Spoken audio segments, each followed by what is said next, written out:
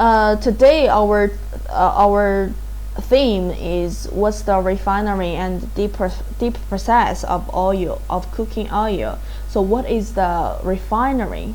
The unrefined edible fats and oil that has been like physically squeezed cannot be called crude, can only be called crude oil, not cooking oil. So the crude oil contains many impurities that are cannot conducive to combustion and the storage, such as the water, free fat acid, we call it FFA, and pigments, fibers, etc. So, for example, if the water cannot be efficiently removed, and the quality of the oil will be reduced.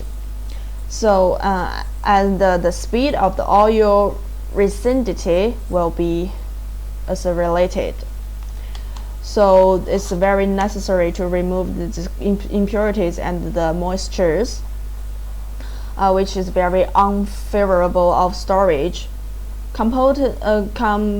Components such as the trace metal, such impurity contains toxins, and if they remain in the oil cause certain harm to human body. So therefore, if most crude oil want to meet the national edible oil standards, refining is necessary, and some special oil will also use some processing techniques